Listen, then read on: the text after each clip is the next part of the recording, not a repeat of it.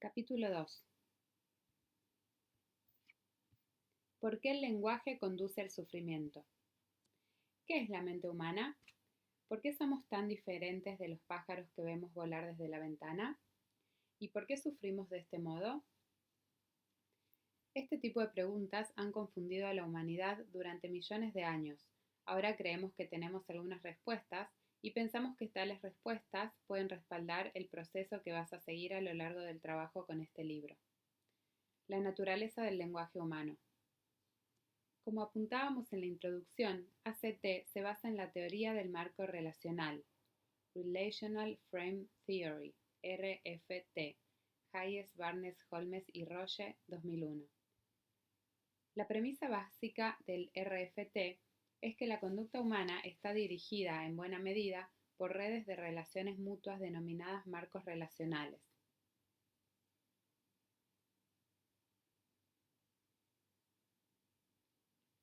Tales relaciones constituyen el núcleo del lenguaje y de la cognición humanos y nos permiten el aprendizaje sin necesidad de tener una experiencia directa. Por ejemplo, un gato no tocará 2 veces una estufa caliente, pero necesita haberlo hecho al menos la primera vez para hacerse una idea. Un niño no necesita tocarla nunca para aprender verbalmente que la estufa puede quemar. En el mundo externo, esta habilidad resulta una herramienta inigualable, pero en términos de experiencia interna, las reglas verbales pueden llegar a limitarnos la vida de un modo increíble. Hace 20 años empezamos a tratar de descubrir lo más esencial de las diversas formas del pensamiento humano. Hoy creemos que hemos conseguido aislar algunos componentes clave.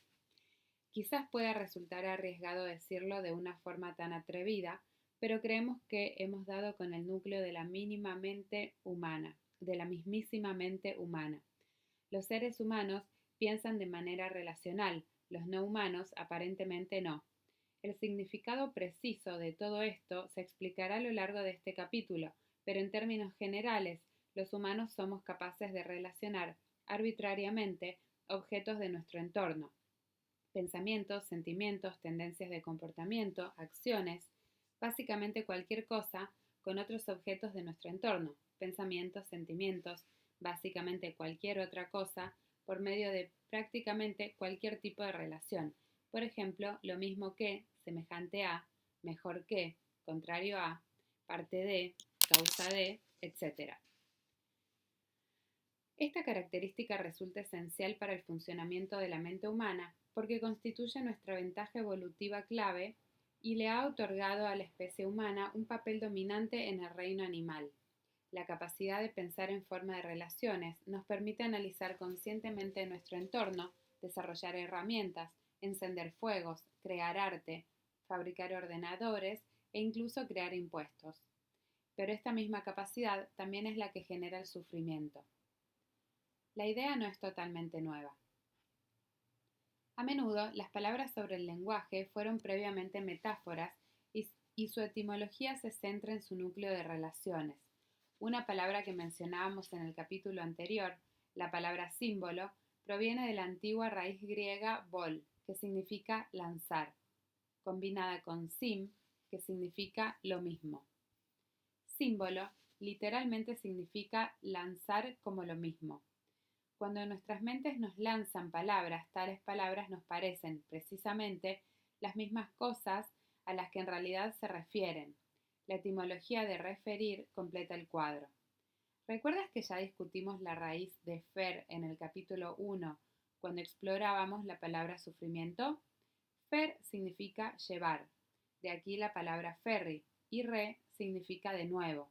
Así que referirse a algo implica volver a llevar algo de nuevo.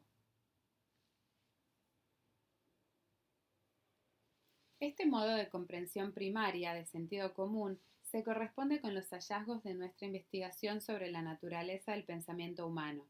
Cuando pensamos, lo que hacemos es relacionar acontecimientos de manera arbitraria. Los símbolos traen de nuevo objetos y acontecimientos porque están relacionados con estos acontecimientos como si fueran lo mismo.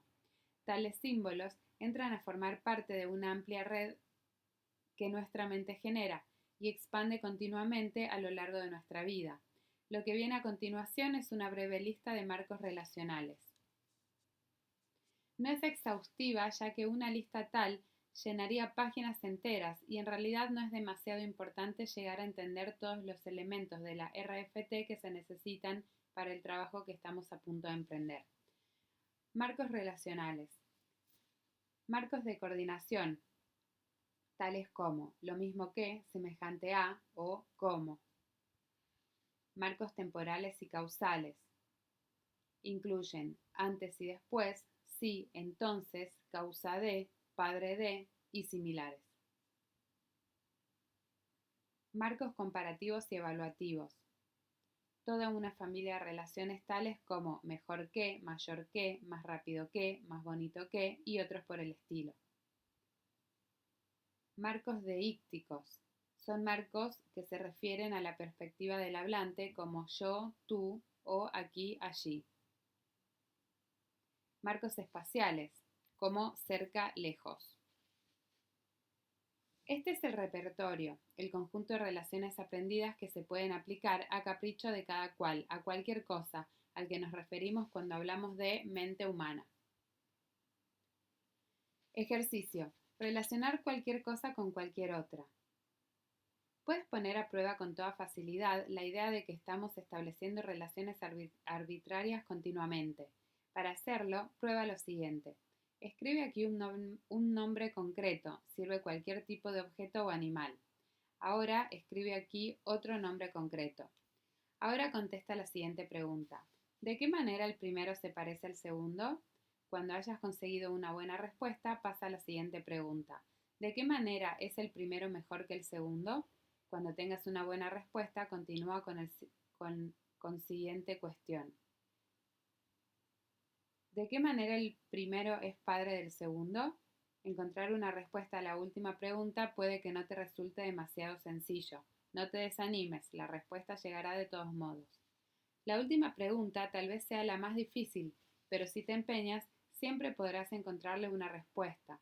Y observa que las buenas respuestas, de alguna manera, parecen reales en el sentido de que la relación que tú estableces parece estar realmente en o justificarse por los objetos relacionados, es decir, la mayor parte de las veces no parecen arbitrarias en absoluto. Este ejercicio demuestra que la mente puede relacionar cualquier cosa con cualquier otra por cualquier medio. Técnicamente, esto sugiere que las respuestas relacionales son aplicables arbitrariamente. Este hecho se nos oculta a la vista porque la mente justifica las relaciones mediante características que abstrae de los propios hechos relacionados. Como puedes comprobar con este ejercicio tan tonto, tal relación no puede ser completamente cierta. No puede ser que de hecho cualquier cosa realmente pueda ser el padre de cualquier otra. Aunque tu mente encuentre siempre una justificación para esa u otra relación, volveremos a explicar este aprendizaje en la historia de tu vida en el capítulo 7. Incluso los bebés lo saben hacer. Incluso los bebés utilizan estos componentes relacionales de modo natural, pero los no humanos puede decirse que no son capaces de hacerlo.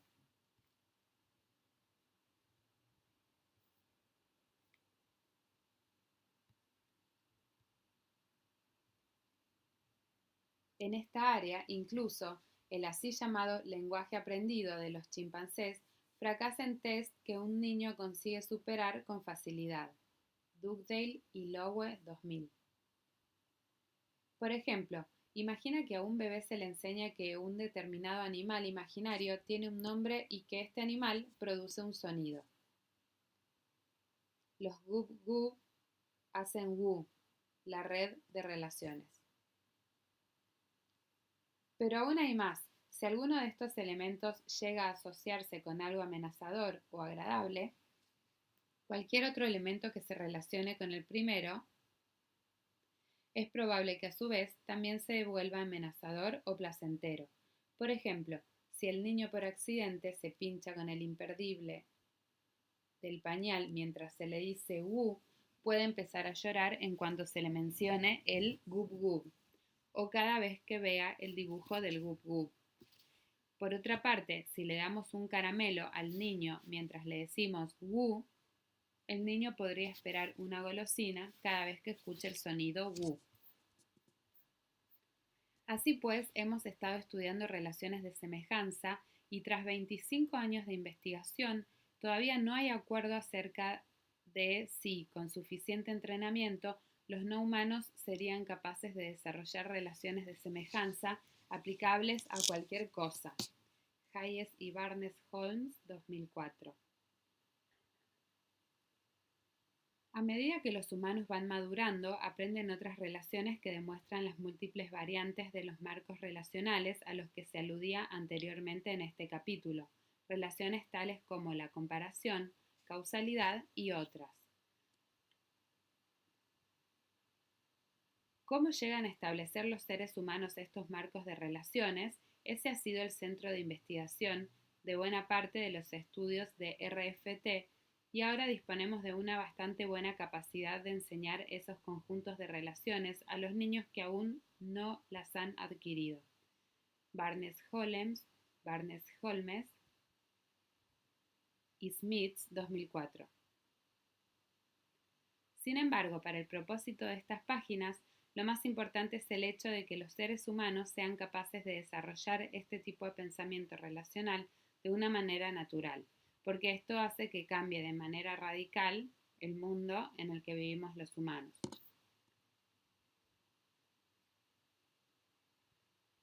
Cada relación aprendida es como el triángulo que se muestra en la figura 2.2, pero la relación específica y también cada red específica es diferente. Por ejemplo, un niño que sabe reconocer opuestos y ha aprendido que frío, sick, es lo contrario de hot y que frío es también el opuesto de caliente. Aprenderá las relaciones inversas sin necesidad de más entrenamiento. Por ejemplo, que caliente es el contrario de cold. Y los elementos combinados, caliente y hot, son lo mismo, no son contrarios. Si este niño se quema con agua hot, puede empezar a aprender a evitar agua caliente, pero no a evitar en cambio el agua cold. Esta es una de las razones por las que incluso una hermosa puesta de sol puede que no sea lo más adecuado para los humanos que están deprimidos, como mencionábamos en el capítulo 1. Si alegre es lo opuesto de triste, entonces la alegría puede recordar a los seres humanos la tristeza. Ambas están relacionadas. Esta es probablemente parte de la razón por la cual las técnicas de relajación pueden llegar a inducir pánico. Schwartz y Schwartz, 1995. Los perros no saben cómo se puede llegar a hacer todo esto. La gente normal sí. La ventaja de nuestra capacidad de lenguaje. Lo único que podemos decir es que la capacidad de deducir relaciones, como las anteriores, tiene solo entre 75.000 y 100.000 años de antigüedad y en sus formas más elaboradas es aún mucho más reciente. El lenguaje escrito marca la transición real entre la capacidad de relacionar acontecimientos de este modo y no tiene más que unos 5 o 10.000 años de antigüedad, dependiendo de lo que entendamos como símbolos escritos. Según los parámetros zoológicos, los humanos somos criaturas frágiles y lentas. No tenemos la fuerza del gorila, los dientes del tigre, la velocidad del guepardo ni el veneno de la serpiente. Sin embargo, en los últimos 10.000 años nos hemos hecho los amos del planeta. ¿Cómo ha podido ocurrir tal cosa? Creemos que la respuesta está en estos marcos de relaciones. Ahora vamos a hacer un interesante ejercicio que nos ayudará a ilustrar este punto. Ejercicio: destornillador, cepillo de dientes y encendedor. Considera este sencillo problema y observa con atención el proceso que va siguiendo tu mente para resolverlo. Imagina que tienes un tornillo encajado en un tablón y quieres extraerlo. Para ello, solo puedes utilizar un cepillo de dientes normal y un encendedor.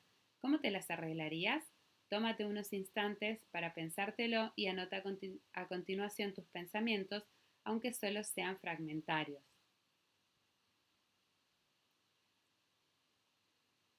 Si no se te ha ocurrido nada todavía, recuerda que el cepillo de dientes es de plástico. Observa cuidadosamente lo que hace ahora tu mente y anota tus pensamientos, aunque sean solo fragmentos.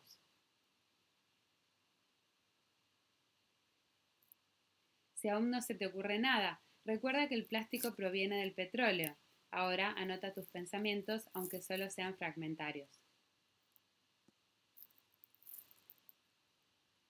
Si todavía no se te ocurre nada, recuerda que el plástico puede derretirse. Observa con cuidado lo que hace tu mente ahora.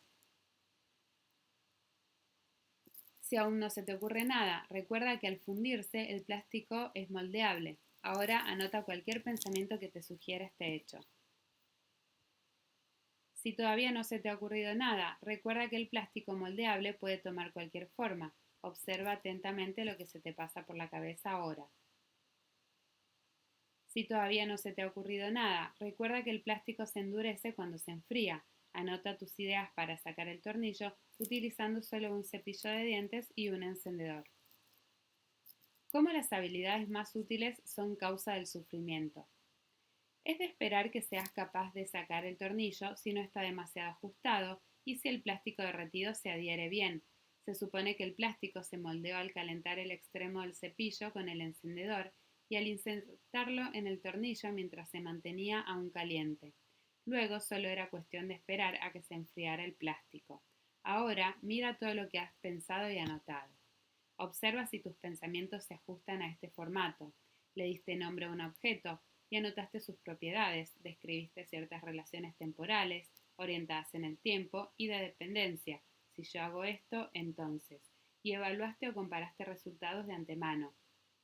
Mira si también sucedió que a veces literalmente dibujaste tus ideas, es decir, viste el cepillo de dientes o te imaginaste el mango derritiéndose en el extremo.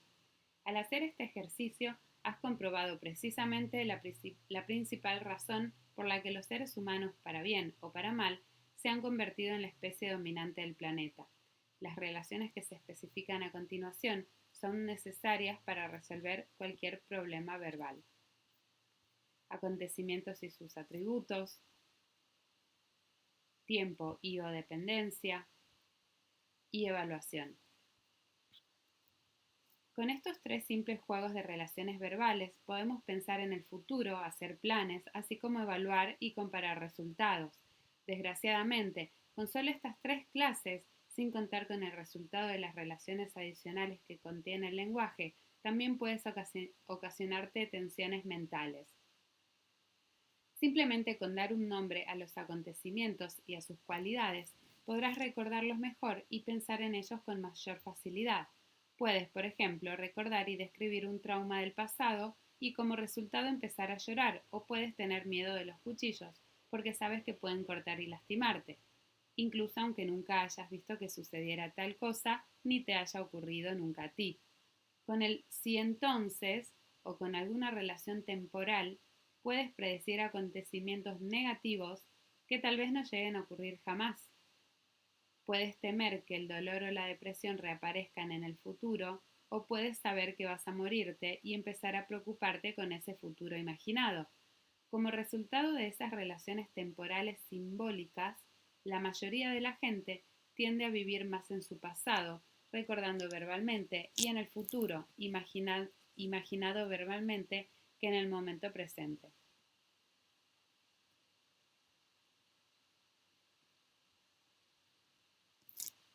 Mediante las relaciones comparativas y evaluativas, podemos compararnos a nosotros mismos con un determinado ideal y pensar que no damos la talla, incluso aunque lo estemos haciendo realmente bien. Podemos pensar que somos mucho peor que los demás, o puede que tan malos como ellos, o que somos mucho mejores. Podemos tener miedo de que nos valoren negativamente, incluso aunque nunca haya ocurrido tal cosa, y en consecuencia podemos llegar a volvernos unos incompetentes sociales. Estos procesos son bastante primitivos. Piensa cómo es un niño de 6 años y lee esta triste historia de un periódico. Dania, Florida, 16 de junio, AP. Una niña de 6 años resultó muerta hoy al saltar al paso de un tren, después de decir a sus hermanos que ella quería estar con su madre. Las autoridades aclararon que su madre tenía una enfermedad terminal. New York Times, 1993. No se conocen casos de suicidio en niños de 2 años, pero solo unos pocos años más tarde, cuando ya tenemos cierta capacidad de pensar en el futuro y de valorar aquello que podemos imaginar, disponemos de recursos para llegar a pensar que estaríamos mejor muertos. Si un niño de 6 años puede arrojarse al tren para estar con su mamá en el cielo, cualquier persona con la complejidad de un adulto tiene todas las herramientas cognitivas que necesita para amargarse la vida.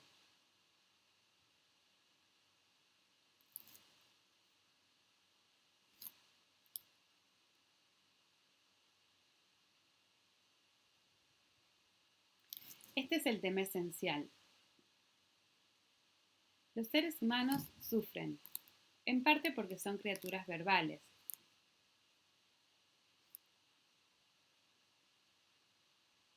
Si esto es realmente así, entonces el problema es el siguiente. Las habilidades verbales, capaces de generar sufrimiento, resultan demasiado útiles y esenciales para el funcionamiento humano como para dejar de estar operativas en ningún momento. Esto significa que el sufrimiento forma parte inevitable de la condición humana, al menos hasta que aprendamos a manejar mejor esas habilidades que el propio lenguaje nos ha brindado. ¿Por qué el lenguaje genera sufrimiento? En situaciones normales de resolución de problemas, cuando algo no nos agrada, nos imaginamos la manera en que podemos librarnos de ello y a continuación emprendemos las acciones precisas para hacerlo. Si no nos gusta ver suciedad en el suelo, echamos mano de la aspiradora. Si no nos gustan las goteras del tejado, lo arreglamos. Podemos enunciar el enfoque de solución de problemas de la siguiente manera. Si alguna cosa no te gusta, imagina cómo puedes librarte de ella y luego líbrate de ella. Por eso precisamente son tan útiles los procesos lingüísticos y cognitivos que describíamos hace un momento. Pero cuando aplicamos esa estrategia a nuestro sufrimiento interno, normalmente nos sale el tiro por la culata. Suprimir los pensamientos. Imagina que tienes un pensamiento que no te gusta.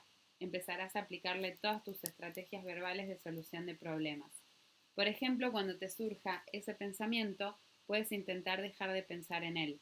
Hay mucha literatura sobre el resultado más probable de tal proceso. El psicólogo de Harvard, Dan Wegner, 1994, encontró que la frecuencia de un pensamiento en el que intentamos no pensar disminuye durante un breve periodo de tiempo, pero pronto reaparece con mayor frecuencia que antes. El pensamiento se vuelve más presente en la mente y es más probable que llegue a provocar alguna respuesta.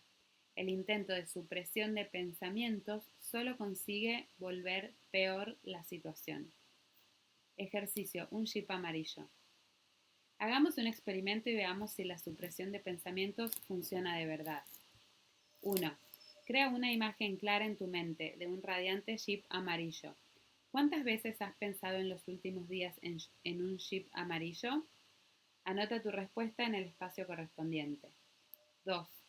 Ahora coge tu reloj y pásate los próximos minutos, 5 sería lo ideal, intentando con todas tus fuerzas no tener ni un solo pensamiento relacionado con un brillante chip amarillo.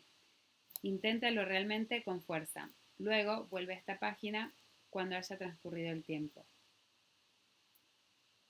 3. Anota cuántas veces has tenido algún pensamiento sobre un resplandeciente chip amarillo, aunque fuera fugaz, durante el tiempo que has pasado intentando decididamente no pensar en él. 4. Ahora toma tu reloj y pásate los próximos minutos, 5 sería lo ideal, permitiéndote tener cualquier pensamiento que se te pase por la cabeza. Vuelve cuando hayas terminado. 5. Anota ahora cuántas veces has tenido algún pensamiento sobre un espléndido chip amarillo, aunque solo fuera fugazmente durante esos minutos en los que te estabas permitiendo pensar en cualquier cosa. Si eres como la mayoría de la gente, el número de veces que habrás pensado en un deslumbrante chip amarillo ha debido ir aumentando con el paso del tiempo. Puede que hayas querido evitar pensar en el chip amarillo tratando de suprimir directamente ese pensamiento, pero a veces eso falla y el número de veces que aparecen tales pensamientos aumenta. Incluso aunque hayas conseguido suprimir el pensamiento durante algún tiempo, habrá llegado un momento en el que no habrás podido seguir haciéndolo. Cuando sucede esto, la frecuencia de los pensamientos tiende a elevarse dramáticamente. No es simplemente porque te acuerdes del chip amarillo. En estudios controlados, cuando se les habla a los participantes del chip amarillo, pero no se les dan instrucciones para que eliminen los pensamientos que les vengan sobre él, el número de pensamientos relacionados con el vehículo no aumenta.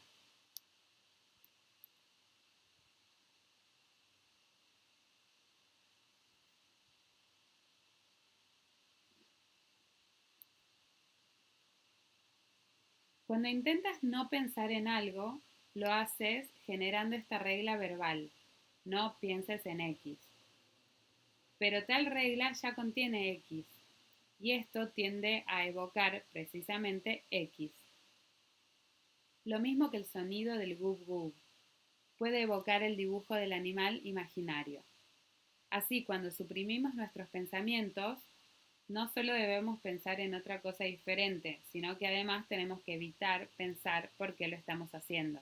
Si queremos comprobar si nuestros esfuerzos están dando resultado, entonces tendremos que recordar que estamos intentando no pensar en algo y de hecho ya estaremos pensando precisamente en lo que no queríamos pensar. Por esta razón, los pensamientos que nos preocupan tienden a aumentar. Si tienes pensamientos obsesivos o preocupaciones, la pauta anterior te resultará familiar.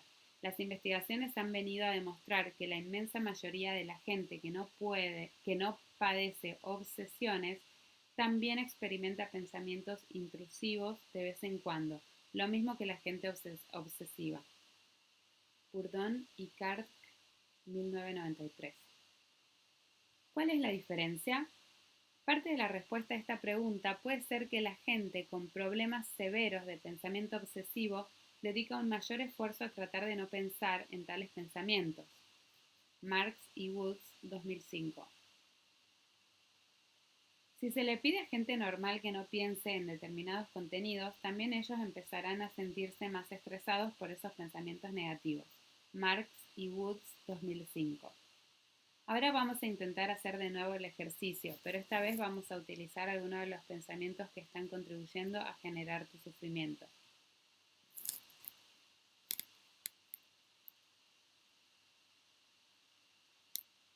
Ejercicio. No pienses en tus pensamientos. Los problemas psíquicos de cualquier clase siempre aparecen entremezclados con los propios pensamientos y como resultado, si uno está embarcado en una lucha psíquica, probablemente experimentará también pensamientos recurrentes que le provocarán sufrimiento. Por ejemplo, si te sientes deprimido, puede que tengas el pensamiento de no valgo nada y nadie me quiere, o ¿cuándo desaparecerá esta depresión de una vez? Si padeces un trastorno de ansiedad generalizada, puede que tengas pensamientos del estilo de estar alerta es la única manera de sentirme a salvo. Ahora procura localizar un pensamiento concreto que esté contribuyendo a tu sufrimiento actual. Puedes utilizar los ejemplos anteriores como modelos.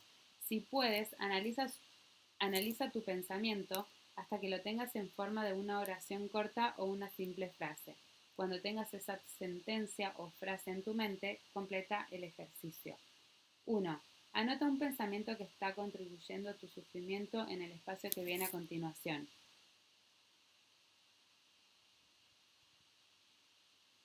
2. ¿Cuántas veces has tenido ese pensamiento la semana pasada? Si no lo sabes con exactitud, calcúlalo aproximadamente. 3. Ahora toma de nuevo el reloj y procura, con todas tus fuerzas, no pensar en eso durante los próximos minutos. Una vez más, 5 minutos estaría bien. Regresa a este punto cuando hayas terminado.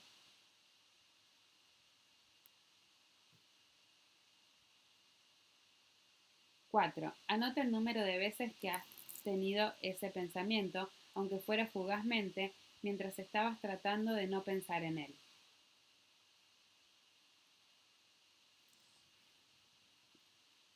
5. Ahora tómate otros 5 minutos y una vez más, permítete pensar en lo que quieras. Regresa una vez que hayas terminado. 6.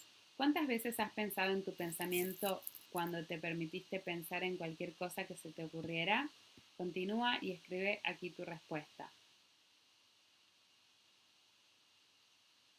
Cuando empezaste a intentar eliminar tus pensamientos, ¿cuál fue tu experiencia? ¿Se hicieron menos fuertes, menos intensos, menos evocadores? ¿O resultó que se volvieron más envolventes, más centrales e incluso más frecuentes? Si tu experiencia se acercó más a la segunda descripción que a la primera, entonces este ejercicio te habrá servido para ilustrar un punto muy importante, que es inútil e incluso ineficaz intentar librarse de los pensamientos que no nos gustan.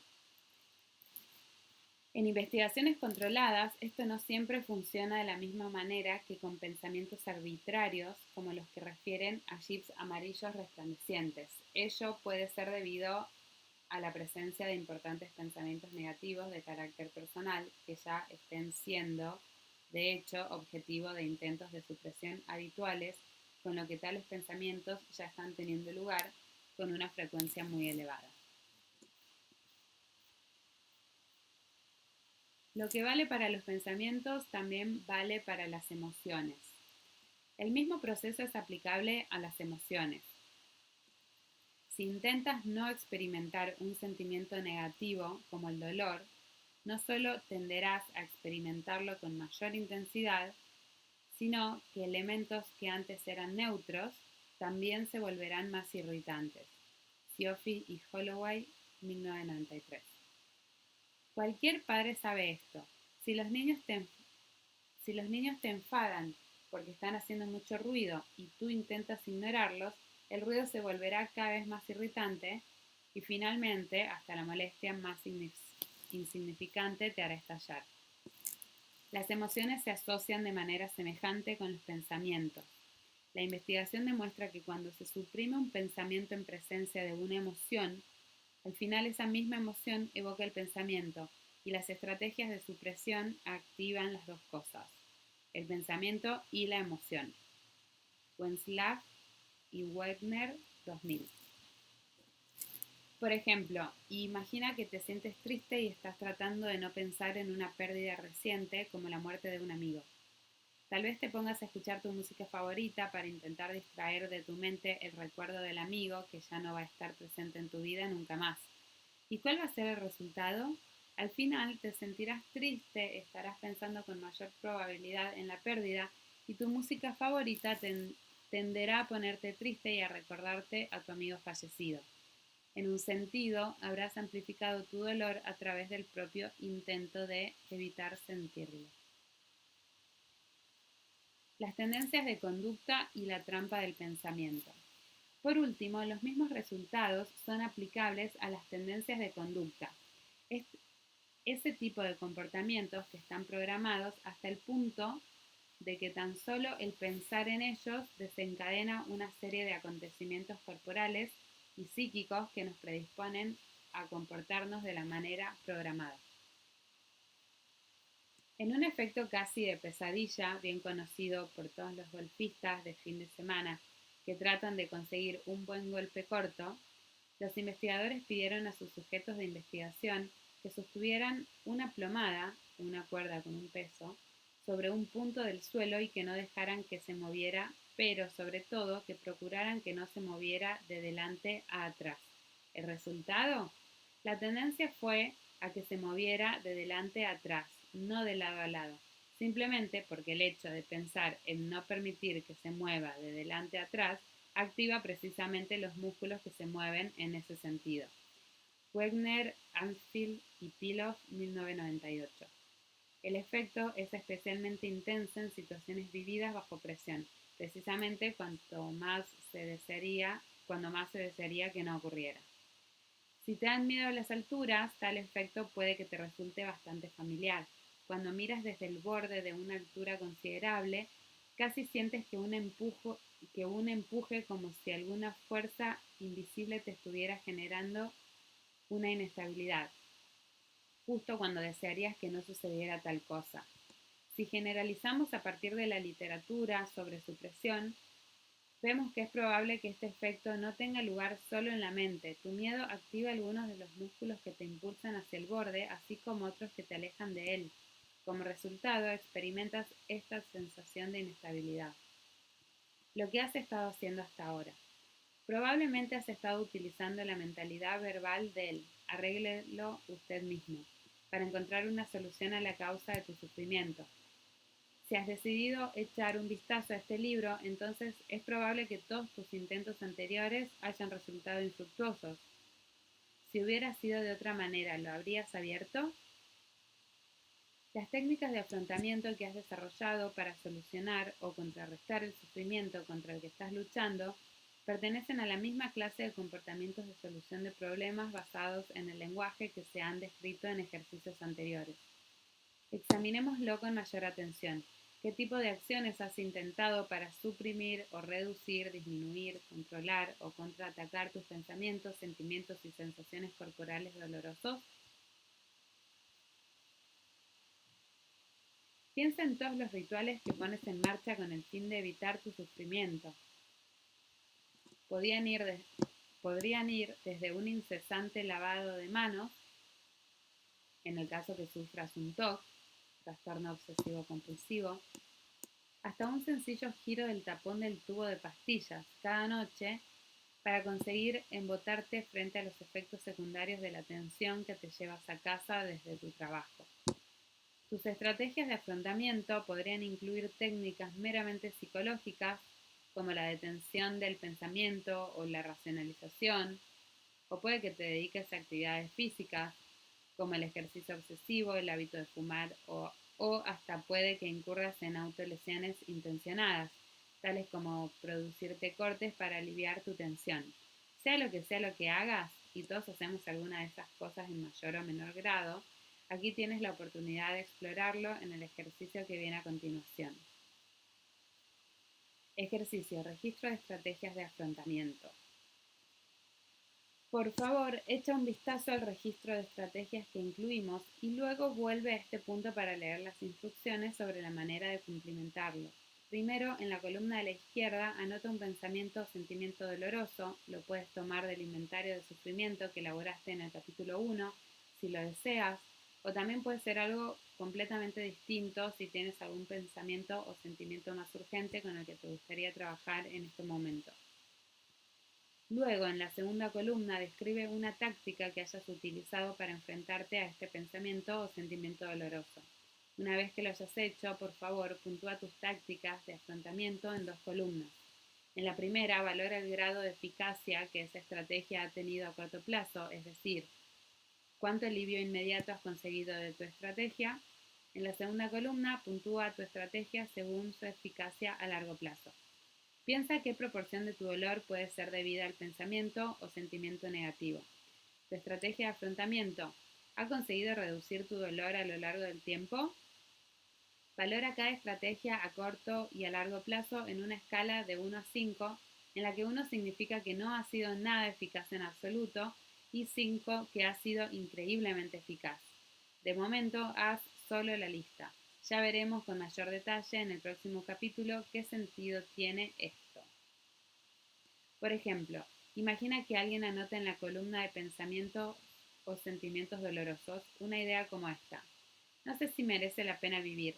La táctica de afrontamiento que esta persona utiliza podría ser tomarse una cerveza, ver deportes en TV y procurar no pensar. Mientras ve la TV, la eficacia a corto plazo de la táctica puede llegar a 4, pero más tarde los pensamientos pueden volver con mayor fuerza que antes y la eficacia a largo plazo podría alcanzar solo el 1. Registro de estrategias. Pensamientos, sentimientos dolorosos, estrategia de afrontamiento, eficacia a corto plazo, eficacia a largo plazo. Diario de estrategias. Si te parece que no estás muy seguro sobre lo que has venido haciendo para enfrentarte a tu dolor, podría resultarte más útil recoger la información en forma de diario. Puedes copiar el formulario que incluimos y utilizarlo para anotar lo que ocurre en tu vida cada vez que experimentas algún tipo de sufrimiento psíquico. Anota la situación, lo que ha sucedido que llegó a provocarte la experiencia personal dolorosa, las reacciones internas específicas que experimentaste, pensamientos concretos, sentimientos, recuerdos o sensaciones físicas y las tácticas de afrontamiento específicas que utilizaste. Por ejemplo, distraerte, intentar razonar contigo mismo, abandonar la situación. Después de hacer unas cuantas anotaciones de este estilo en tu diario durante una semana, tendrás una mejor visión de las tácticas de afrontamiento que has estado utilizando y de su verdadera eficacia.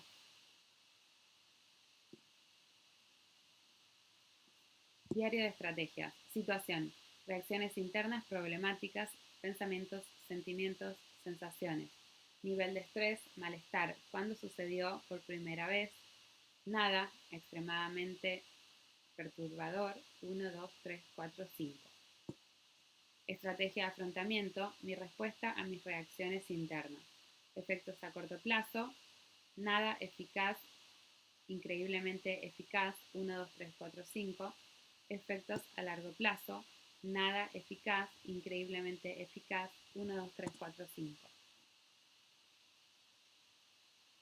El problema al cuadrado de querer liberarse de los pensamientos. Hay otra razón importante para darse cuenta de cómo los intentos de librarse de pensamientos o sentimientos perturbadores a menudo salen al revés cuando se aplican las habilidades verbales a los procesos internos. Y es que no hacemos otra cosa que recordarnos contenidos negativos. Imagina que sientes ansiedad ante la perspectiva de enfrentarte a algún desafío, digamos pronunciar una conferencia, y empiezas a pensar, será mejor que no me sienta ansioso o si no va a ser un completo fracaso. Los pensamientos de fracaso pueden producir ansiedad por la misma razón que un bebé puede sentir miedo de un gub gub, en el caso que lo hubieran pinchado al ponerle el pañal, mientras él estaba escuchando la palabra wu. Las consecuencias negativas y el acontecimiento presente llegan a establecer una relación mutua de forma arbitraria. La ansiedad es una respuesta normal por una mala actuación o frente a una humillación. El problema es que nosotros podemos anticipar esas consecuencias trayéndolas al momento presente, en cualquier momento, por medio de nuestras relaciones verbales. La gente con trastornos de pánico, por ejemplo, tiende a pensar que va a perder la cabeza o el control, que va a verse humillado o que se va a morir de un ataque cardíaco debido a la ansiedad que sienten. Estos pensamientos generan mayor ansiedad en parte porque se relacionan en el presente con un futuro imaginado en el que podría ser posible que tuvieran lugar todos estos terribles resultados que uno se está imaginando. Si tú sufres un trastorno de ansiedad, entonces sabes muy bien cómo todo esto acaba por convertirse en un círculo vicioso. El tanque del tiburón y el polígrafo. Imagina que estás sentado al borde de un tanque repleto de tiburones mientras te encuentras conectado al polígrafo más sensible del mundo. Tu tarea es de lo más sencillo. Tienes que evitar cualquier signo de ansiedad. Si sientes ansiedad, el asiento sobre el que estás colocado basculará e irás a parar al tanque de los tiburones. ¿Qué crees que va a ocurrir? Es muy probable que termines sintiendo ansiedad. Esto es exactamente lo que ocurre durante un ataque de pánico. Primero experimentas una punzada de ansiedad, a continuación empiezas a imaginarte los horrores que te van a suceder, reaccionas ante tus pensamientos y en cuestión de segundos, ¡boom!, te has caído al tanque de los tiburones.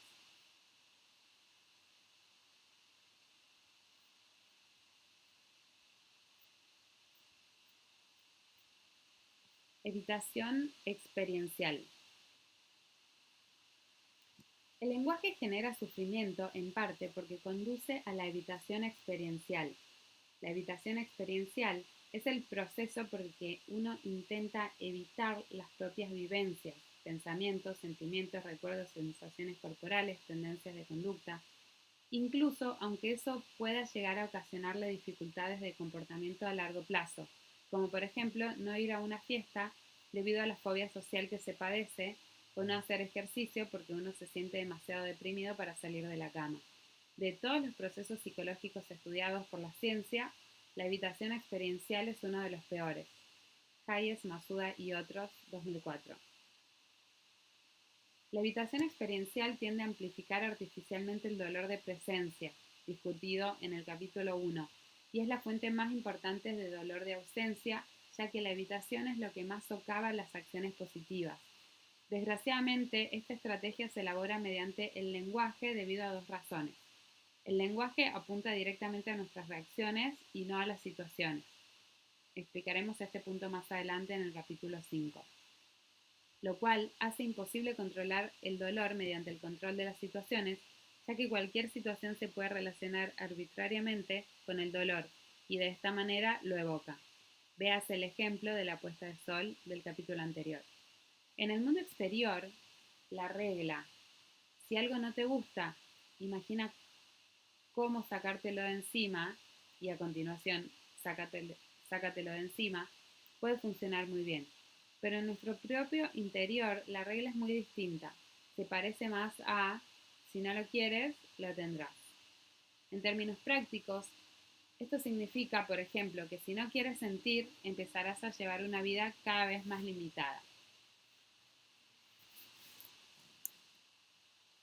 En términos prácticos, esto significa, por ejemplo, que si no quieres sentir ansiedad, terminarás por experimentar más ansiedad, con lo cual empezarás a llevar una vida cada vez más limitada.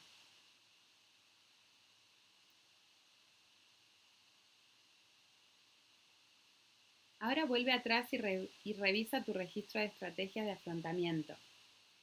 Si funcionas como la mayoría de la gente, la mayor parte de tus estrategias de afrontamiento estarán centradas en tus procesos internos.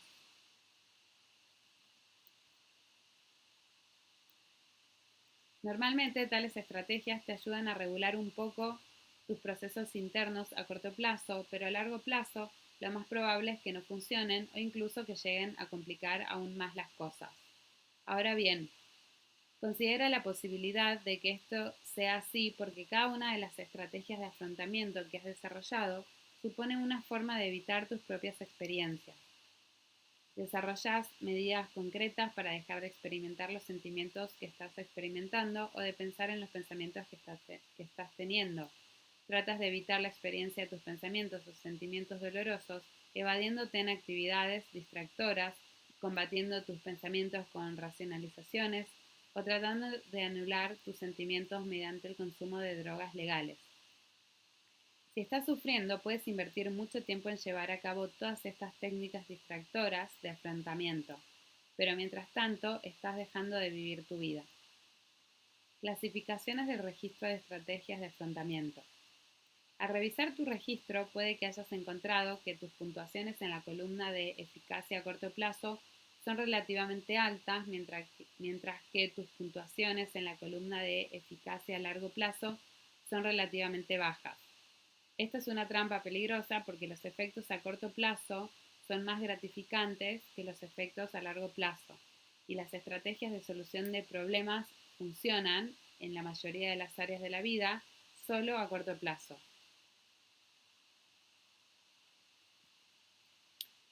Las tácticas de afrontamiento que has desarrollado para combatir tu ira, ansiedad o depresión probablemente consigan hacer desaparecer tales sentimientos durante un breve periodo.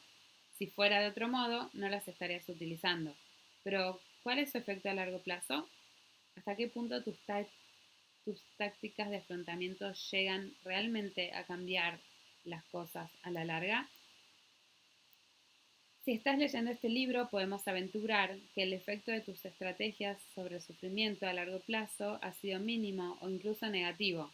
Lo único que has conseguido son comportamientos que han quedado firmemente asentados en tu forma cotidiana de vivir debido a su eficacia a corto plazo, pero en cuanto al alivio que suponen a largo plazo, lamentablemente deja mucho que desear. Es como el diagrama que se muestra en la figura 2.4. Los seres humanos experimentan un tipo de dolor esencial porque la vida inherentemente entraña dificultades tales como enfermedades, necesidades y pérdidas, pero el lenguaje amplifica tales dificultades, llegando a generar patrones más amplios de sufrimiento humano. Construimos ese dolor esencial como los anillos en torno al centro negro de la figura 2.4, mediante procesos de embrollo mental y evitación. Figura 2.4. Más evitación, más dolor. Dolor natural, más evitación, más dolor, más evitación, más dolor, más evitación, más dolor. Cada vez que tratamos de escapar de un pensamiento, sentimiento o sensación corporal dolorosos, lo que ocurre es que se vuelven más importantes y tienden a producirse con mayor intensidad o frecuencia.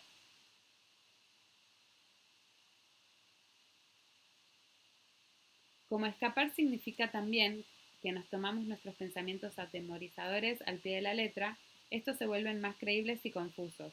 Como resultado, el dolor de presencia aumenta. Entre tanto, nuestra vida queda detenida mientras nosotros estamos luchando contra nuestros procesos internos. Como resultado, el dolor de ausencia también aumenta.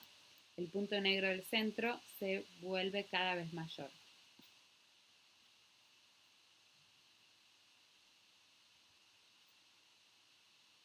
El tren de la mente.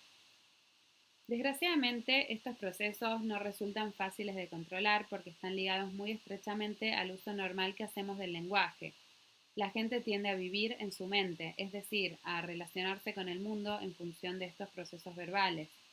Vivir en la mente puede ser comparable a subir a un tren. El tren tiene su propia vía y va a donde la vía lo lleva. Eso está muy bien cuando la vía va en la misma dirección que nosotros queremos ir. Pero si tú ya estuvieras viajando en la dirección que deseas, probablemente no te habrías detenido a leer este libro. Si la vida que tú quieres vivir va por otras vías, entonces solo te queda una opción. Tienes que aprender a saltar del tren, al menos de vez en cuando. Engancharte en el tren de tu mente se ha convertido en un proceso automático. Te crees los pensamientos que la mente te pone delante. Dejarse llevar por el tren era de lo más inocente. Adquiriste el lenguaje, aprendiste a hablar, a razonar y a resolver problemas. Una vez conseguido esto, el tren de tu mente se convirtió en una presencia permanente en tu vida y ahora no hay forma de que consigas parar de pensar y de generar pensamientos. El tren de tu mente sigue y sigue su marcha, en parte porque el lenguaje resulta verdaderamente útil en muchas áreas. Pero solo porque el tren esté todo el tiempo en marcha no significa que tú tengas que seguir en él cada momento. En un tren de verdad podrás viajar en la medida en que sigas las reglas. Tú desempeñas un papel activo en el viaje. Habrás tenido que actuar de acuerdo con las reglas, enseñando tu billete cuando te lo hayan pedido, sentándote en el asiento correspondiente y manteniéndote allí sentado y sin armar jaleo si acaso te pasas de estación o te das cuenta de que el tren va en una dirección que tú no querías ir. Las reglas y condiciones que nuestra mente nos propone son sencillas pero muy fuertes. Actúa en función de creer o no creer. Estas reglas te dicen que debes reaccionar ante tu mente, ya sea estando de acuerdo o discutiendo con ella.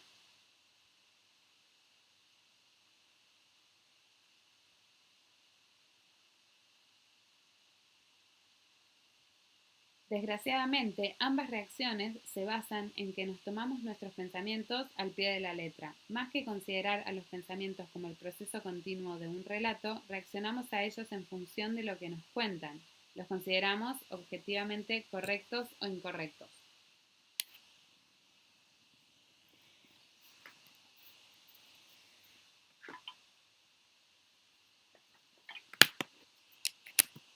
Cuando te tomas los pensamientos al pie de la letra, estás viajando en tu mente tren, es decir, estás respondiendo a los pensamientos que tu mente te ofrece como si se tratara de los hechos mismos a los que se refieren.